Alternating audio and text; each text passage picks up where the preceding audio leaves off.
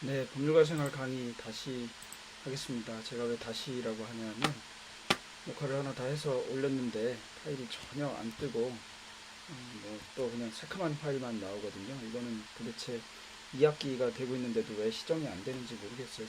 지난 학기에도 이것 때문에 그렇게 고생을 하고 했는데 에벌렉은 에벌렉대로 안 되고 레디스트림은 레디스트림대로 안 되고 도대체 강의를 어떻게 하라는 건지 모르겠어요. 이놈의 프로그램을 이따위로 만들어 놓고 교수들 스트레스 받게 하고 학생들도 스트레스 받게 하고 하는데 도대체 프로그램이 문제인 건지 왜 시정이 이렇게 매번 늦어지는지 모르겠어요. 매번 할 때마다 스트레스가 받는데 했던 강의를 계속 다시 해야 되는 사람으로서는 정말 화가 많이 나긴 하네요. 예. 조금씩 할 수 없이 짧게 잘라서 강의하는 수밖에 없을 것 같습니다. 지난 시간에 사기죄 고소장을 보여주는 것까지 했었어요. 이번 시간에는 영장실질심사 제도 등에 대해서 좀 얘기를 하려고 하는데요. 영장실질심사 제도가 형사소송법 등에 규정되어 있고 그렇기는 한데 지난주, 지지난주에 뭐 여러가지 비극적인 사태 등이 발생하면서 영장실질 관련된 얘기가 좀 나오고 윤창호법 얘기도 나오고 그래서 그와 관련된 얘기를 조금 전에 했지만 또 다시 좀 더 설명을 해보겠습니다. 좀 제발 좀 고쳐줬으면 좋겠어요. 도대체 뭐. 자, 수업 목표, 영장 실질 심사 제도 등에 대해서 안다. 사기죄와 민사소송 등에 대해서 할 시간 있으면 좀 해본다. 이런 취지였고요.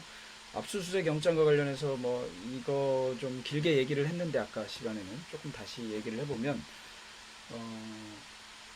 검찰에 굉장히 잘 나가던 부장검사가 한 명 있어요. 인물도 좋고 키도 크고 잘생긴 양반인데 고등학교 동창인 스폰서를 만났어요. 고등학교 동창이었는데 시행사업 같은 거를 해서 돈을 좀 벌었는데 학교 다닐 적에는 잘 몰랐는데 이제 나중에 사회생활 하면서 알게 됐죠.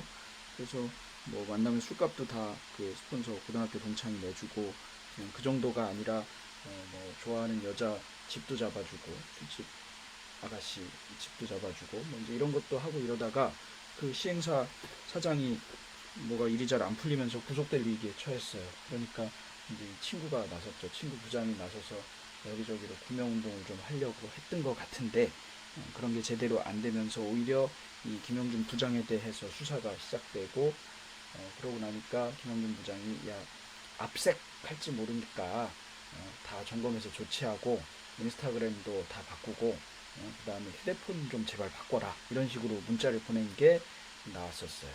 그래서 그때 압색 얘기가 나오면서 압색이 뭐냐 이게 압수수색이거든요.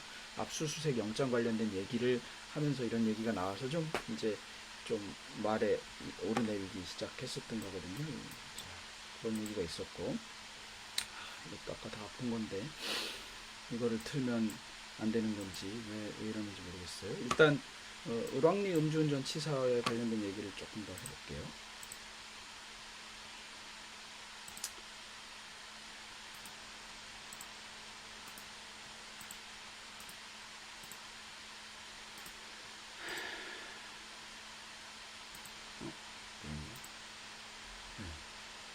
이거를 틀면 아까 유튜브를 다 열어놨지. 이런 시간은 짧아지네요. 대략 재물 손괴가 되는 것인데요. 우리 판례 중에 보면 이건 무슨 정차해 있는 얘기냐면 트럭을 뒤에서 들이받았는데 그 트럭이 앞에 이게 정차했던 접니다. 트럭을 이게 트럭을 저도 연쇄 어디서 추돌한 인터뷰한 게 경우에 있어서 마침 위험운전 봤는데 치상을 인정한 사례가 있습니다. 좀 오래된 판례이긴 하지만 이런 적인 것인데요. 뭐 고의가 저는 개념이 어떻게 했으면 좋겠다는 생각이 들기도 있을 것 같고 적용했으면 좋겠다는 생각이 들기도 하는 사안입니다. 이게 치사 무슨 치사 이게 뭐 법적으로는 개념이 어떻게 되는 건가요? 치사는 어떤 행위로 인해서 사망에 이르게 하는 것이 인정한 사례가 있습니다. 좀 재물 손괴가 되는 것인데요. 우리 판례 중에 보면 따져볼 여지는 어떻게 되는 건가요? 과실범의 경우에는 이제 치상을 사용하게 됩니다. 네. 이 사안의 경우에 이 운전자가 사망의 결과에 고의가 있다고는 볼 수 없지만 과실은 있다고 봐서 치사를 적용한 것으로 보입니다. 이게 뭐 앞서 을왕리 음주벤츠 그 가해 여성 33살 뭐 씨씨 구속영장 실질 심사가 오늘 열렸죠. 네. 2시 30분 인천지방법원에서 열렸습니다. 네. CC는 9일 새벽 네. 0시 50분쯤에 그 인천시 중구의 을왕동 네. 현도 2차로에서 술에 취한 채로 중앙선을 침범해서 운전을 했고요. 맞은편에서 오던 그러니까 정주행하고 있던 오토바이를 타고 치킨 배달하던 54살 가장을 들이받았습니다. 네. 숨지게 했고 당시 혈중 알코올 농도가 면허 취소 수준인 0.08%를 훨씬 넘는 0.1% 상당이었습니다. 네. 당연히 이 윤창호법을 적용해서 경찰이 구속영장을 신청한 상태이고요. 증거인멸이나 도주 우려 등 재반 상황을 고려해서 영장 발부 여부를 결정하겠지만 네. 이 사안에서 영장이 발부되지 않을 가능성은 그리 높아 보이지는 않습니다. 네. 차량에 동승하고 있던 40대 남성, 이 차량의 네. 소유자, 네. 정확하게는 이 차량이 소속돼 있는 법인의 운영자인데요. 네. 이 남성에 대해서도 음주운전 방조 혐의로 입건한 상태입니다. 이게 시민단체가 오늘 CC를 뭐 살인 혐의로 고발했다고 하는데 이건 어떤 내용인가요? 네, 서민민생대책위원회라고 네. 하는 시민단체는 술에 취해서 차를 몰았던 C씨가 네. 살인 고의가 있다라고 봐서 살인 혐의로 고발했습니다. 네. 동승하고 있던 남성은 살인의 종범 아니냐, 방조범 아니냐 이런 취지로 수사해달라고 고발장을 경찰청에 제출했다고 밝혔는데요. 네. A씨가 살인에 대한 고의성이 충분히 있다. 또 동행자도 음주운전을 방조했다. 네. 그러니까 A씨의 버금가는 처벌을 받아야 하지 않느냐라는 것이 주장의 취지입니다. 이게 뭐 주장처럼 살인의 고의가 인정이 되는 사항인가요? 어떤가요? 네, 우리가 음주운전을 하는 경우 네. 음주운전 자체로도 살인의 고의가 인정된다는 취지의 말을 하기는 합니다만 네. 법률적으로는 그 자체로 살인의 고의를 인정하는 경우는 흔하지는 않습니다. 네. 이 경우에 살인의 고의를 인정하려면 미필적 고의라는 네. 것을 인정해야 하는데요. 그렇게 되면 굳이 말하면 운전을 하다가 음주를 하지 않은 상태라 하더라도 사고가 네. 나면 사람이 사망할 수 있는데 그걸 인지하고서도 운전하는 경우를 모두 미필적 고의를 인정하기는 좀 곤란합니다. 그러다 네. 보니까 이 부분을 미필적 고의에 의한 살인까지로 확대 해석하는 것은 좀 곤란해 보입니다. 이런 점을 감안해서 윤창호법이 거의 살인죄에 준하는 형량으로 법률을 개정해 둔 것이라는 점을 좀 감안해야 하지 않을까 생각됩니다.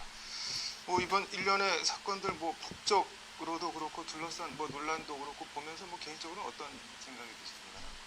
네, 하필 사망한 분들이 모두 그야말로 아무 잘못이 없는 분들입니다. 네. 6살 아이는 세상도 잘 모를 아주 천진난만한 아이고 돌아가신 가장도 네. 그야말로 저녁 식사도 못 해가면서 치킨 배달을 하고 가족을 부양하고 있었는데 이런 분들이 더 피해자가 되는 음주운전이라는 점 네. 때문에 음주운전이 더 가혹하고 잔인한 범죄가 아닌가 네. 싶습니다. 형량을 많이 높여놓기는 했지만 네. 그럼에도 불구하고 조사를 좀 더 분명하게 많이 해서 네. 관련자나 책임자들에게도 엄중한 처벌이 좀 내려졌으면 좋겠습니다. 뭐 처벌도 처벌이고 가족들이 하루빨리 네. 이게 이제 을왕리 음주운전 치사, 위험운전 치사와 관련된 얘기인데 윤창호법 얘기가 나왔죠. 그래서 윤창호법에 대해서 좀 보도록 하겠고요. 잠깐만요. 그다음에 다시 그 밑에 유튜브 하나 또 있었죠.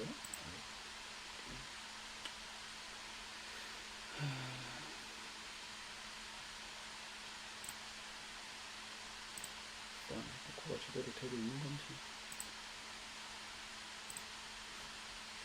왜 유명한지 모르겠네.